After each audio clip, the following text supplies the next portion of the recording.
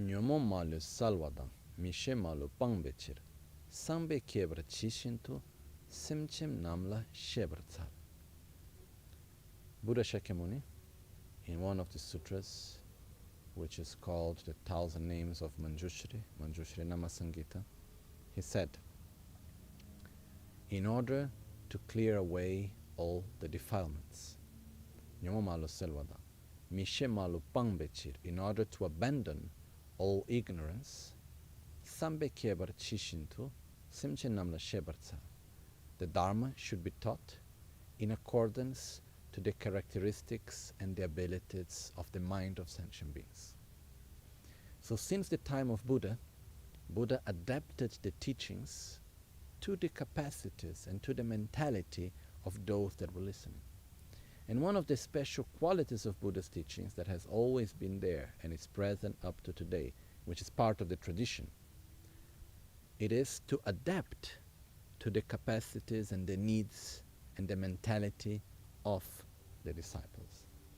Even when Buddha taught the monastic vows, which is very precise and somehow a bit rigid, in the end there is a verse in which it says, Dua yutulate, which means the monastic vows should be adapted to time and place.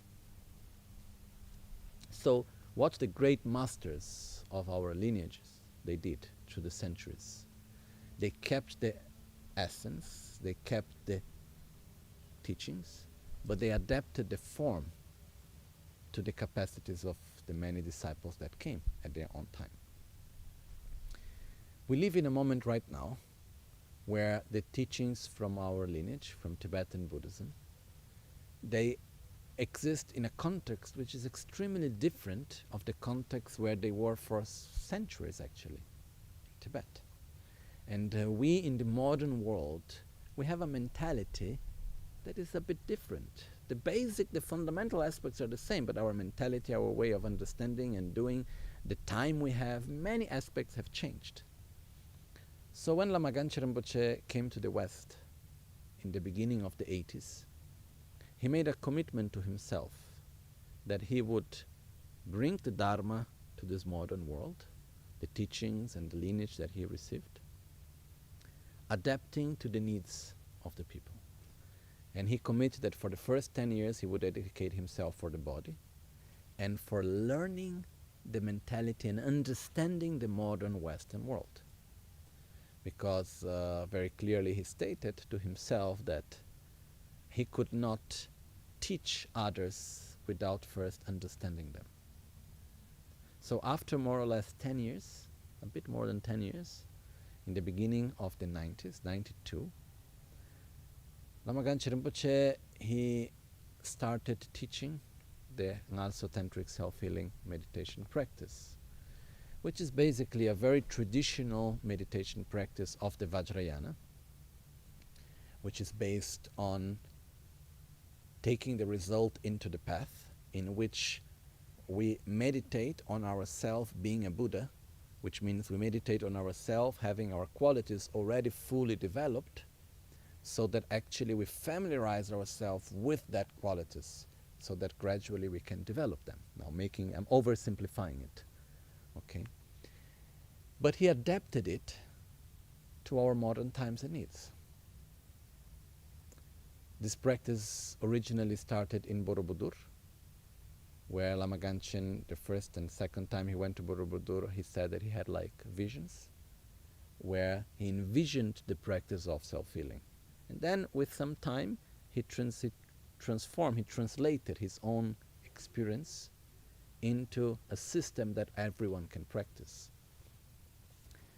The best way to understand self-healing is studying the traditional sadhanas such as Guhya Samaja, Heruka, Yamantaka, and so on, the generation and completion stage in a detailed way, which is something that most of us don't have the time and the possibility to do.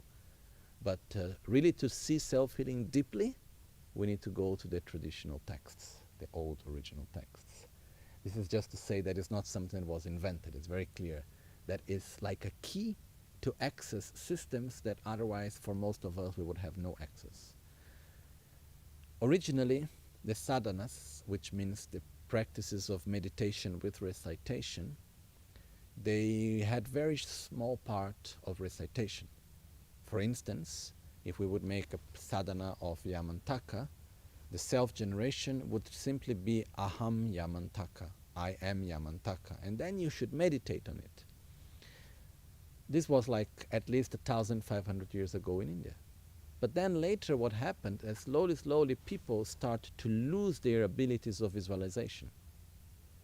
So what the masters of the past did, very kindly, they put into words what we are supposed to visualize in the meditation. So slowly we got the sadhanas that have a lot of recitation, but 90% of the recitation, if not more, is actually descriptions of what we are supposed to visualize. But in time, when it arrived to us, it becomes for most of us mostly recitation than visualization. So in the practice of NgalSo Tantric Self-Healing, what Lama Ganchen did was also adapting that and taking away part of recitation, making the recitation short and giving more emphasis to the visualization and to the meaning of it so we can understand it. NgalSo Tantric Self-Healing is a complete system, like a yidam, like a complete system of meditation for enlightenment, which can be done for beginners. If we are in the very beginning and we just want to do something to relax ourselves, it's fine. But it's a complete system that can take us up to enlightenment for very advanced practitioners.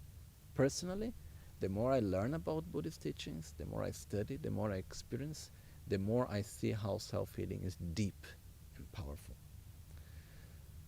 So in other words, is a method to heal ourselves, which means to heal our own identity, to familiarize ourselves with our qualities and not with our defilements, and to gradually transform ourselves. It's a very powerful method that uses movement, body language, that uses visualization with archetypes, that uses color, that uses sound and mantras, that uses breath and concentration in order to make a positive interaction of our mind, so that to familiarize ourselves with the deep qualities and with a pure identity, so we can truly transform our habits, eliminate our defilements and the causes of our own suffering, and gradually develop our own qualities up to the state of enlightenment.